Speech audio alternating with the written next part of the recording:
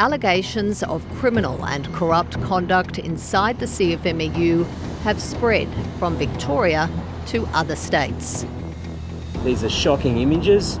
Clearly the situation is intolerable in the state, and the New South Wales government today will be taking decisive action. This morning, The Age and the Sydney Morning Herald revealing a hidden police camera allegedly capturing the New South Wales construction union boss being handed cash in a suspected kickback deal. 9 papers have today published covert vision filmed by police of the CFMEU New South Wales State Secretary Darren Greenfield,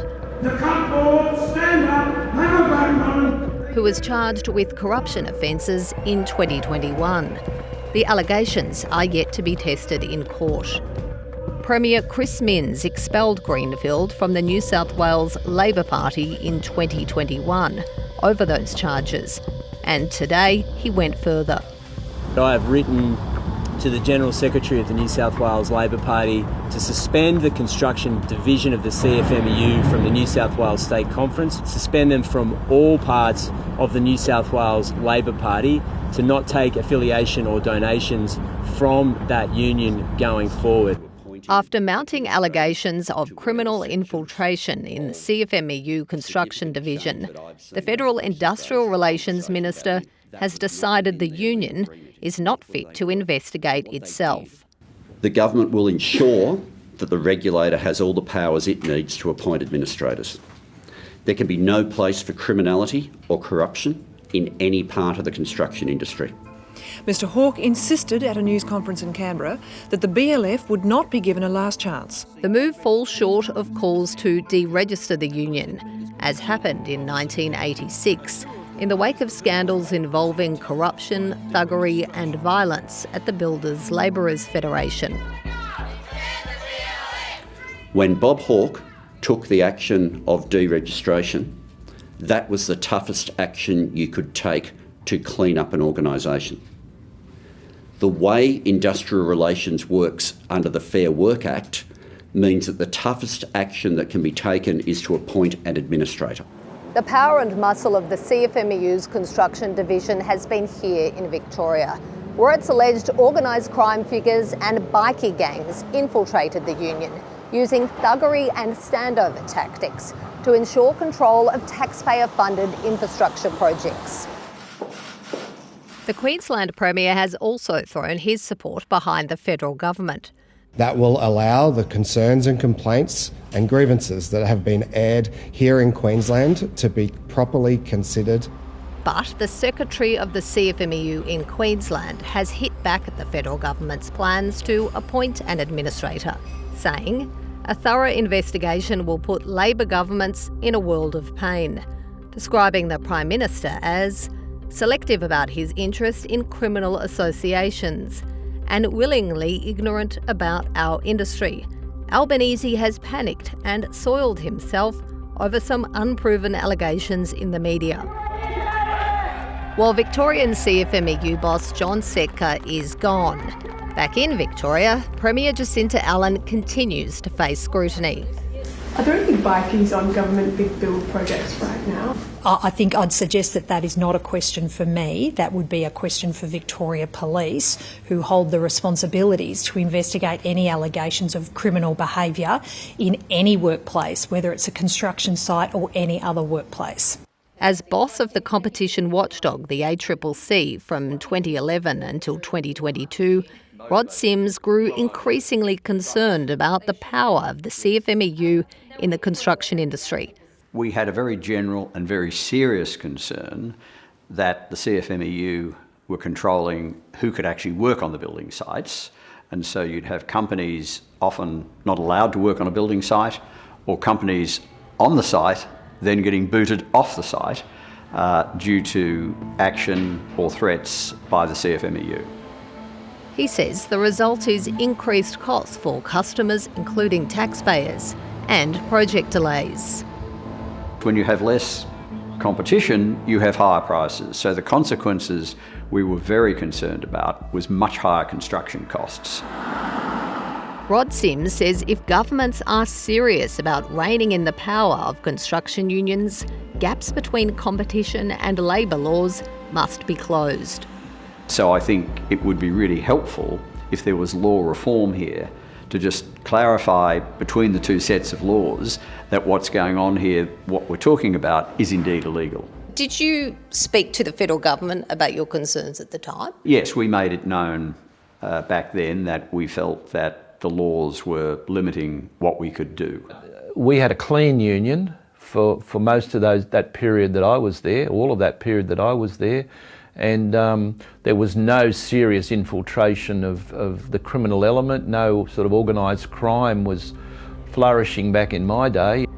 John Sutton is the former National Secretary of the CFMEU. He says he has witnessed the rot set in at the union from afar since he left 13 years ago.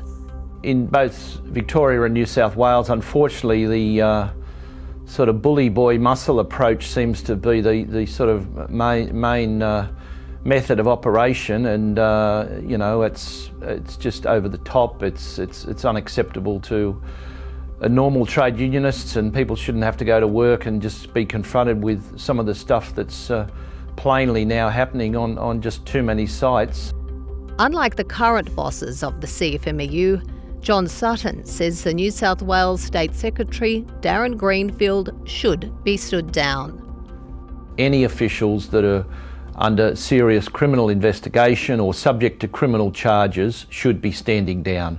I think that's what happens in normal life in the corporate world. It's certainly the same standards should apply in the union movement. They take advantage of their power to the detriment of the construction industry and the Australian economy, and I do think it's important that something is done about it.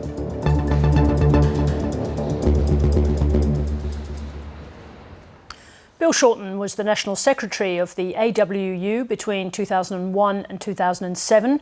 Now in the Albanese Cabinet, he says the ALP will move to stop donations from the CFMEU when its national executive meets tomorrow. I spoke to him earlier. Bill Shorten, welcome to 7:30. Good evening, Sarah. So the government announced today that Fair Work will appoint an administrator to take over the East Coast divisions of the CFMEU. What should the threshold be for removing corrupt officials? If they've broken the law, they're not welcome in the trade union movement. Let's be very, very, very clear. I'd just say at the outset, everyone should be afforded natural justice, but the evidence which has been dramatically and importantly revealed by the media in recent days demands nothing less than a full independent investigation of the CFMEU and its East Coast branches. That's exactly what the government's done. I mean, I've got a very clear threshold to answer your question. The union movement in Australia has done a lot of good, looked after a lot of people. It has some ability through its collective strength to do these things. But no union or individual has the right to step outside and pursue their own agendas for personal financial gain or indeed the gain of bikies or criminals. Your industrial action in the pursuit of workers' wages is fine, but when it's in the pursuit of any other purpose, it is a red line which has been crossed, and no one should give any protection to these people. It's important to know on what terms the administrator will be operating, because we know that the CFMEU leadership has repeatedly insisted that allegations of wrongdoing are not enough reason to remove people. Will that now change? It's got to change. Let's be really clear. The CFMEU has to have an independent administrator installed. They have demonstrated, despite what they've said, they cannot fix these issues on their own. So what does that mean for the current head of the CFMEU? Because Zack Smith made his ongoing support for John Setka clear, although saying that the allegations were serious. He described him as a legend. Should Zack Smith remain in place if a complete overhaul of the CFMEU is to take place? I'm going to let the administrator make those decisions about individuals. But for me, it is a black and white issue. Unions exist to represent the working conditions of their members, make them safe, get them okay wages. But any official at any time is merely the custodian of the bigger cause.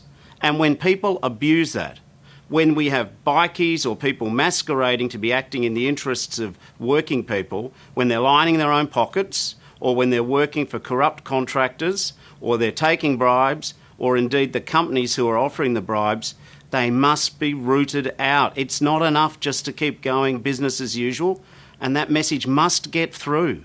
Now, the Queensland head of the CFMEU today, Michael Ravbar, said that the Prime Minister has, and I quote, panicked and soiled himself over unproven allegations in the media. What happens if the CFMEU refuses to cooperate with the administrator? No one is above the law. But I go back to what I said at the opening. Sure, everyone should be afforded natural justice, but there's enough evidence, there's enough disclosure, there's enough footage which says that something fundamental has got to give.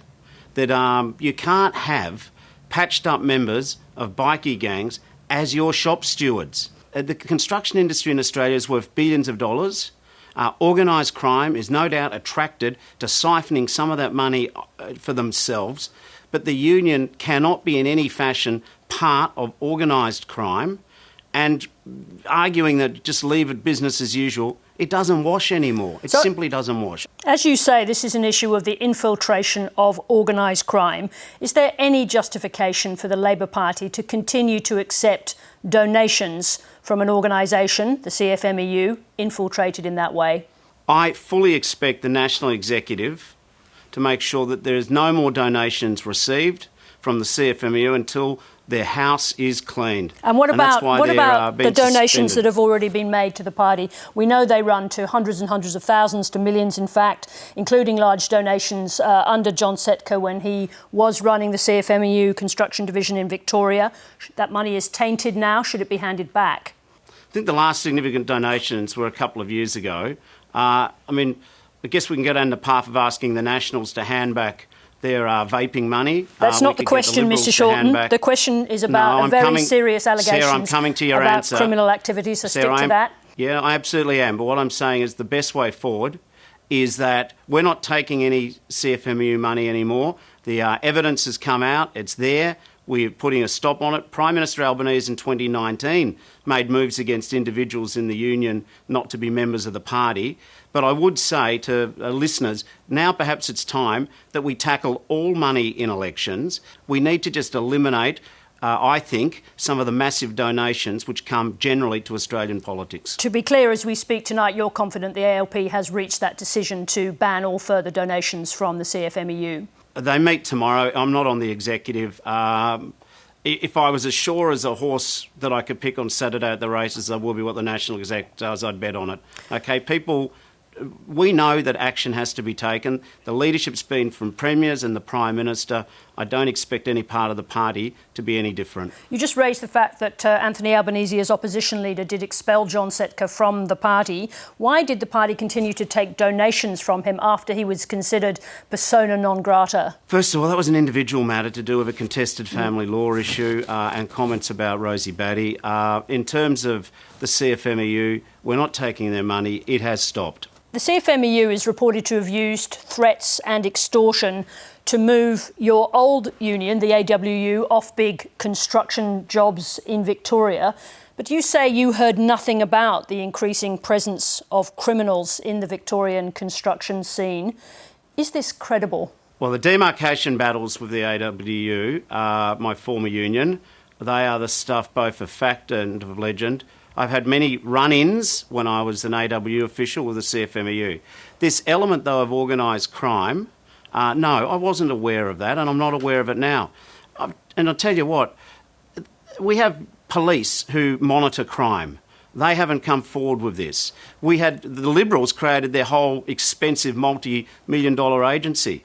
They had a royal commission. That Royal Commission was capable of taping phone calls, of investigating bank records, interviewing witnesses in camera. So no, I don't know what the CFMEU's officials' personal transactions out of sight are up to, but I do accept the proposition irrevocably from the revelations this weekend, and that's why it was a news story, that this union this is not just one or two rotten apples.